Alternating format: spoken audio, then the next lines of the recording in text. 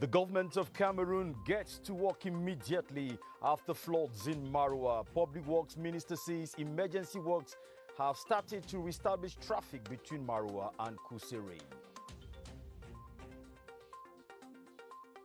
Cameroon and Equatorial Guinea have entered into the implementation phase of a cooperation agreement to reinforce defense and cross-border security. Defense and security forces of both countries met in the border town of Ebibeyin Saturday. And in Douala City, Council has started demolishing houses constructed in risk zones in the Lokbesu neighborhood. The inhabitants who had been informed now say they have nowhere to go. Good evening and welcome to the 7:30 news. I am Ben Bumagana in Yaoundé.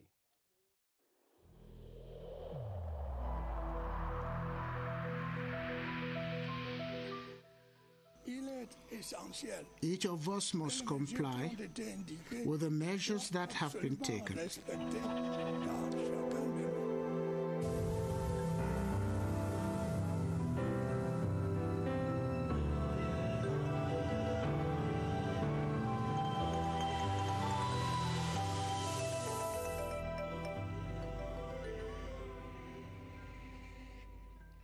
The Minister of Public Works has announced that emergency works have started to re-establish traffic between Maroua and Kusere. Emmanuel Nganu Jumesi was speaking today in Maroua at a meeting with divisional delegates of his ministry and mayors of councils of the Far North region. The meeting held on the sidelines of the visit of the interministerial mission to the Far North. Ebenezer Akanga reports. The state of roads, bridges and culverts in the Far North region is very bad, especially with the coming of the rains. Access to many localities is very difficult, while some other localities have simply been cut off. We are in a special area in crisis, so we would like government really help us to develop this area by, rehabilitating our main roads. On the sidelines of the visit of the interministerial mission to the Far North region, the Minister of Public Works, Emmanuel Nganu Jumesi, met with divisional delegates of his ministry and mayors of councils of the region to discuss the problem of road infrastructure in their various council areas. The mayors are the project owner as far as the communal roads are concerned. So we have to discuss the programming, the assessment of what has been done since 2016 and the assessment of what is being done now, and in order to well program what will be done in 2021. Emmanuel Nganu Jumesi insisted on the need for collaboration between divisional delegates of public works and mayors in the execution of road construction or maintenance projects. We stay in the Far North region where flood victims in the Diamare, Mayokani, Mayodanai and Logan and Shari subdivisions have received a huge consignment of special assistance from the head of state, Paul Biya. The assistance was handed over to them today in Maroua by the head of the interministerial mission to the Far North region, Paul Atanganji. Details of that report with you, Ebenezer Akanga in Maroua. It is a huge consignment of special assistance comprised of bags of millet, rice, maize, cartons of vegetable oil, mattresses, blankets, cartons of soap, buckets, fertilizer, improved variety of seeds, pesticides and motor pumps that the head of state has offered to flood victims of Maroua and Pete in Jamara Division, Waza in Logon and Shari Division, Kaikai and Maga in Mayodanai Division, and Muvudai in Mayokani Division. The ceremony to hand the special assistance that took place on the esplanade of the Far North Governor's Office in Maroua saw exceptional mobilization as the population turned out in huge numbers to thank the head of state. Their words of thanks were conveyed by the Maroua City Mayor and a representative of the victims. The head of the interministerial mission, Paul Atanganji, recognized the unflinching support of the population of the Far North to President Paul Biya and said that President Biya, in turn, will always stand by them in times of joy or sorrow. Population has been very cooperative. They have thanked President Paul Biya for this wonderful gesture, and they said that for the simple fact that we came to see the realities of the place is already a motive of satisfaction. On the occasion, the elite of the Far North addressed a motion of support to the head of state. Thank you very much, Ebenezer. Now in Douala, the Douala City Council has started demolishing houses constructed in high-risk zones. The exercise began at the Logbesung Konong neighborhood, precisely in the locality known as Carrier in the Douala 5 subdivision. Alfonso Bongwa, please tell us that story. The bulldozers of the Douala City Council bring bad news to the population of Logbesung Konyong Carrier. They had been forewarned, yet not forearmed. This action targets the protection of the population. We prefer to see them on the streets than engulfed by earth.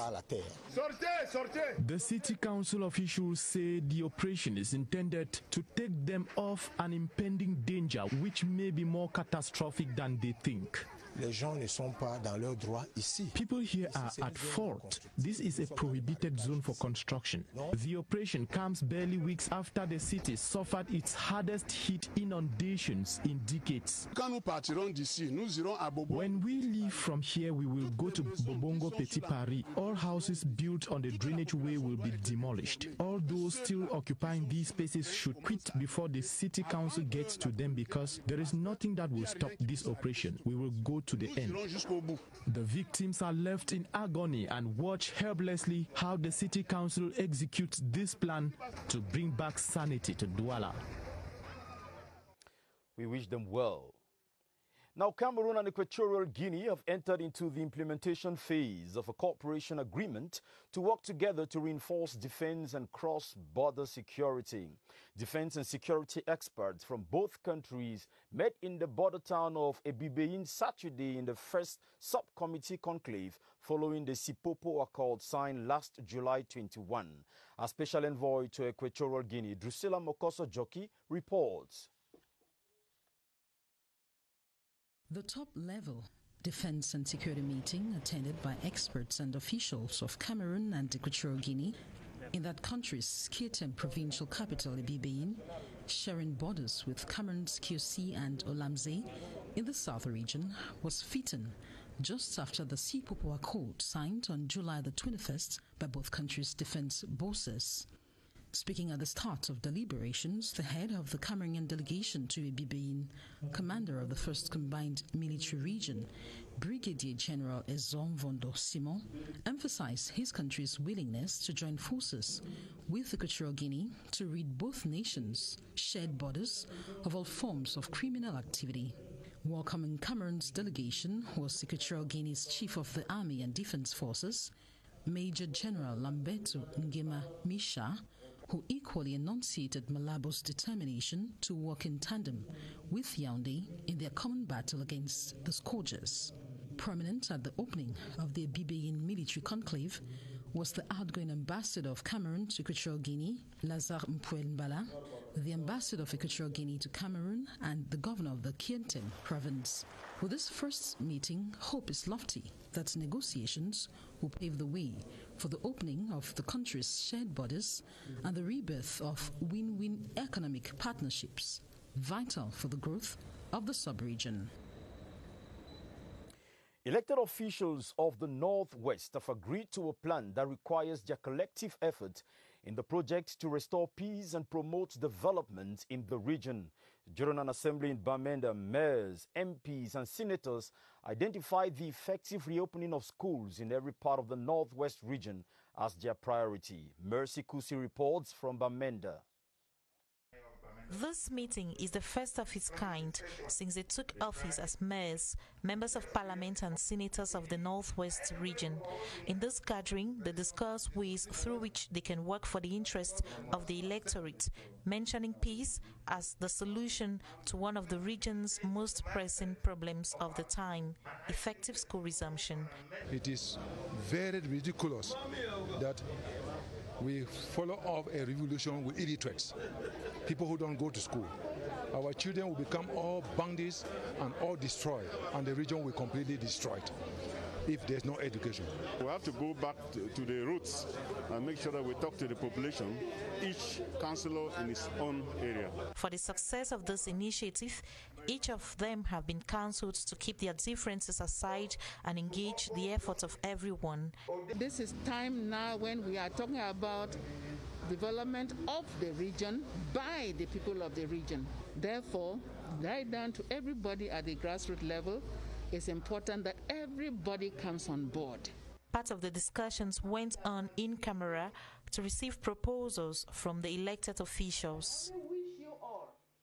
The World Bank Group has paused the publication of the Doing Business report for 2021 due to a number of irregularities. The World Bank is presently doing an assessment of data changes and an independent internal audit to safeguard data integrity. Luma Slim Davis revisits the facts. Cameroon, with its intention of becoming an emerging economy by 2035, will have to consolidate present economic growth, which stands at about 4.1%, and boost direct foreign investment. The country's strategic location in Central Africa, neighboring landlocked countries like Chad and the Central African Republic, increases its economic advantages. Doing business, which contributes to the solution, is expected to trend around 166.00 in 2021, according to our economic models. Shortcomings of doing business in Cameroon include high tax burdens, poor infrastructure, corruption, weak rule of law, and inefficiencies of a large postal system. However, the pluses include low cost of labor, abundant natural resources in mining and agriculture, as well as being a member of the CFA zone with diversified export economy. An American credit rating agency, S&P Global Ratings, has dropped Cameroon's sovereign rating, while Moody's Ratings maintains Cameroon's position in spite of the economic hardship brought about by the COVID-19 pandemic, the fall of oil prices, and the social unrest in the northwest and the southwest regions. In the following report, Beatrice Ngum presents the rating agencies and the importance of the rating to a country's growth. Her report. Moody's and Standard & Poor's are two rating agencies, all based in the United States of America. As of 2013, they held a collective global market share of roughly 95%, with Moody's and Standard & Poor's having approximately 40% each. Just last April, Moody's and Standard & Poor's Global Ratings rated Cameroon's economic outlook as negative. 5 months after, the new Moody's and Standard & Poor's report confirms a stable outlook for Cameroon, though the outlook is rated at B2 for Moody's and B- for Standard & Poor's. Moody's justifies its new rating by the country's ability to resist economic shocks in the face of COVID-19 and its diversified economy in the CEMAC region. Standard & Poor's, like Moody's, think the socio-political crisis in the country is weighing on Cameroon's economic prospects. However, Moody's is more optimistic as to the country's ability to stand the shocks due to its diversified economy. Our newsroom dossier tonight spotlights the national campaign to promote the culture of cybersecurity and the responsible use of social media that has been running for almost 1 month. The campaign, organized by the Ministry of Posts and Telecommunication, which has as theme All Mobilized for Cybersecurity in Cameroon, seeks to prevent cyber attacks in the country. Yoti Kale Lisonge reports on the strategies public administrations can use to fight cybercrime, as well as the measures taken so far. A rugged task securing Cameroon's cyberspace, where 3 main pillars need to work in synergy: public administrations, the civil society, and enterprises. The Ministry of Posts and Telecommunications, championing the national campaign to promote the culture of cybersecurity, is keen on preventing cyber attacks in the country.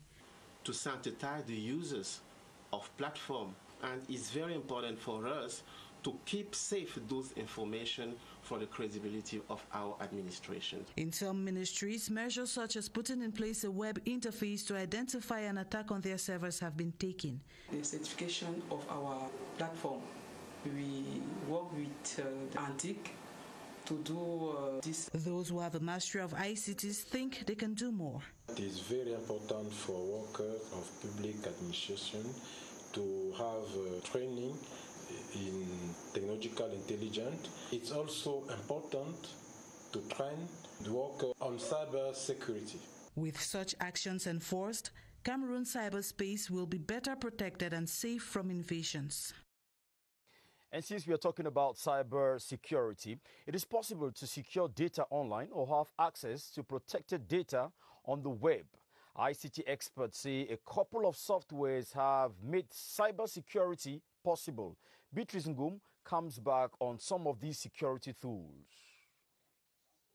From different destinations, they head towards a common meeting point, the World Wide Web. Many a Cameroonian connects to the social engine to find the world closer. To verify on the veracity of information with the use of cryptography and steganography, as well as artificial intelligence. But just how can users stay safe on the World Wide Web? If you have a website which has an HTTP without an S, know that it is not safe enough. One that has an HTTPS refers to the S stands for security, so you are secured. IT experts opine that to secure data means to use the right applications and software. You have antiviruses, you have anti-malware applications. Generally, you have applications that protect your network from attack. The web opens users to a free world, but a world without checks and balances can be destructive. The new Executive Council of Lembe Yezum in the Upper Sanaga division of the Central Region has been officially installed. At the ceremony presided over by the SDO of the Upper Sanaga, Albert Nangadang, the municipal councillors were implored to foster peace and development in the area. Joyce Tata reports. A heavy pour ushering in the new Executive Council of Lembe Yezum with Isabel Estop, very First Lady, at its helm. While officially installing them, the SDO of the Upper Sanaga, Albert Nangandang, called on the municipal councillors to be peace promoters in the community, which houses about 20,000 people. First thing is that Lembe Yezum is a bed of CPGM. We have always here 100% CPGM.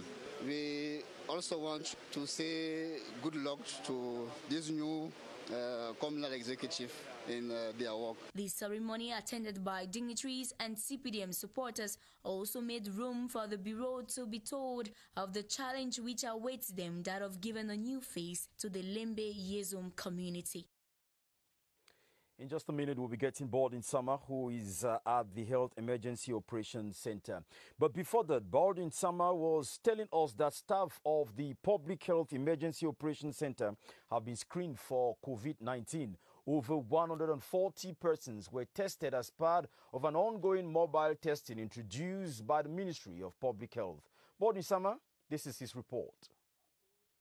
Concerned by staff of the Public Health Emergency Operations Center, that of knowing their COVID-19 status, given their daily involvement in the fight against the virus. 140 staff had themselves screened with their results to be out 15 minutes after or 24 hours after.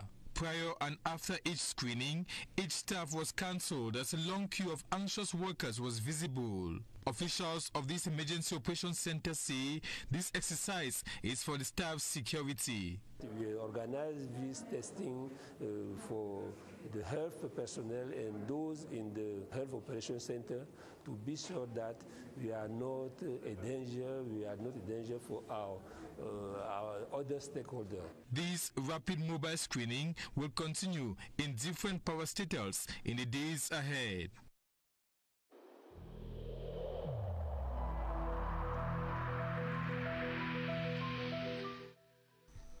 The wearing of face masks in public places will be mandatory until further notice.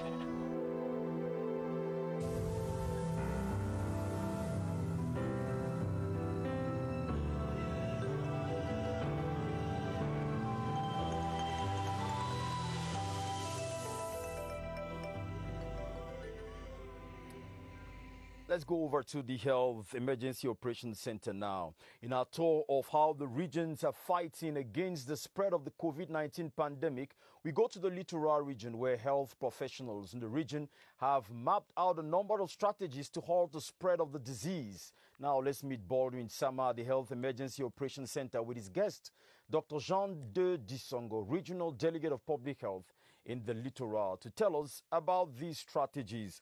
Good evening to you, Baldwin Sama. Good evening and welcome. We continue our tour of the different regions this Sunday evening as we take you over to the nation's economic capital, Douala. Douala, like the nation's capital city, Yaoundé, these two regions that are hardly hit as far as the spread of COVID-19 is concerned. Our guest tonight is Dr. Jean-de Disongo, who is the Littoral Regional Delegate of Public Health. Mr. Regional Delegate, good evening. Good evening. How is the mobile testing being carried out in Douala, some parts of the nation's economic capital, especially in the ports and in the markets in Douala? This mobile testing is going on since 2 weeks ago, and this specific strategy helped us to test more than 5,000 people per week since 2 weeks ago. And we are now working with the Douala City Council to increase this capacity of testing so that we can better control this epidemic in this town.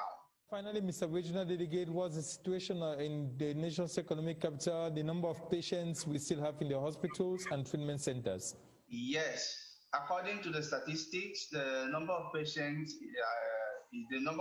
is dropping, and this may be due to the fact that most of cases that are tested are asymptomatic, and they want to be taken in charge at home.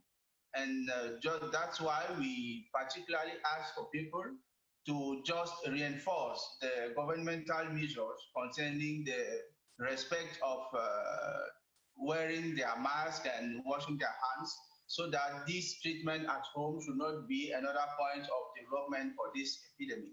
Thank you so much, Dr. Jean-de Disongo. You are the Regional Delegate of Public Health for the Littoral region of Cameroon. That's the situation in that part of the country. What we know so far is that over 5,000 tests have been carried out, talking about mobile testing in that part of the nation's economic capital. We continue our tour of the regions next weekend. Back to you. Thank you. Thank you very much, Baldwin Sama von Kamer. Over to the southwest now. A huge crowd of sons and daughters of Great Support and other localities in Boya have expressed thanks to President Paul Biya for the recent appointment of their son Churchill Ewumbwe Monono as Cameroon's ambassador to Ethiopia. The people also pledged their commitment to bring lasting peace to the southwest region. Guy Rogenana tells us the story. This is His Excellency Churchill Ewumbwe Monono, first ever FACO ambassador in the history of the country. Following his appointment, the Great Support community could not remain indifferent. I am humbled by the turnout for the civic reception. It shows the peace, love and unity that is prevailing now in Great Support. It's the first time somebody from FACO division is appointed to the position of an ambassador. Was equally an opportunity to awaken the spirit of peace and reconciliation. That sacrifice that the head of state has made comes with a message of reconciliation and a message of assurance that the head of state doesn't forget those who love and work for their country. We are behind the president 100%. He has scratched our backs and we shall scratch his own back. In the presence of the governor of the Southwest region, the day culminated in the reading of a motion of support to the head of state, President Paul Biya. On to religion now. Some Christians of the Obala Diocese, grouped under a movement known as Association of Pilgrims, have offered a prayer. But we are going to come back to that story to say that a new temple of the Cameroon Baptist Convention has been dedicated in the Mendong neighborhood in Yaoundé. It is called the CBC Fountain Life Chapel of Mendong, and it's a seed planted by the Tukebe Baptist Church. The new pastor of the church, Reverend Alex Kemfak, explains the church's mission in the following report. We are actually dedicating our new hall. The place where you see behind us is a new hall. It's true that we are sitting in rentage, but God has sent me in this community so that I can bring His word to these people and I can reveal Christ to the people in this community. It's a very difficult task. As a man of God, you have to go beyond the measure to be able to do the work of God. It's just my joy to bring the word of God to the people, to let the people know Christ.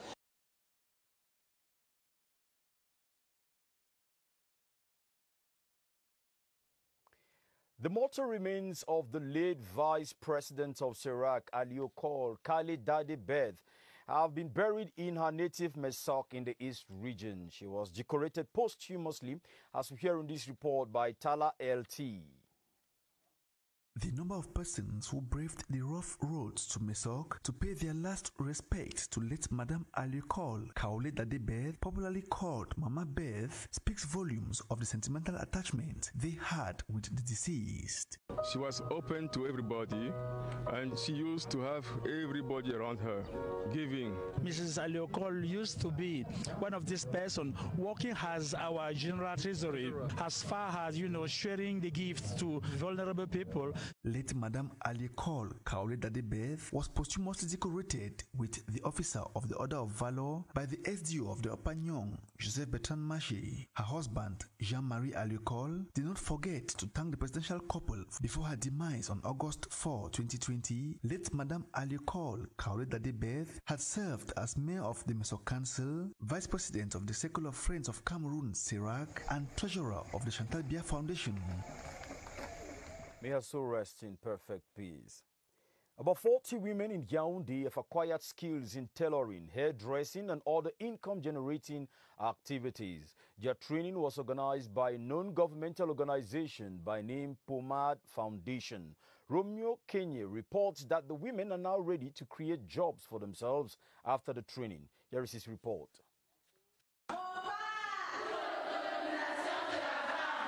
In a classroom atmosphere, Tahirin Zana has been training these 40 women in several trades for 2 days. Dyeing of cloth, which entails using hot water and some chemical composition, is just one of them. And this is how the final product looks like. It's so wonderful. We studied on how to make a liquid savon and eau de javel. Took some home and I tried it. It was very effective. We have discovered that it's needless to be throwing white bedsheet. What we can do with the white bedsheet is we try to paint it to give another bedsheet in different colors. This initiative is intended to empower the ladies in order to be autonomous financially and equally become job creators.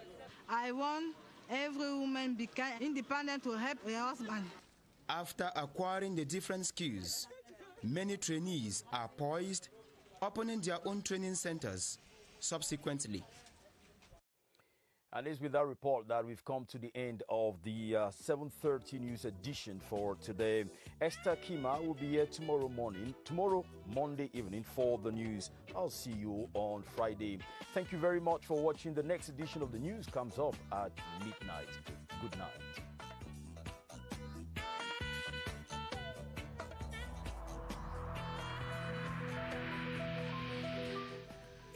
In this connection, we should avoid stigmatizing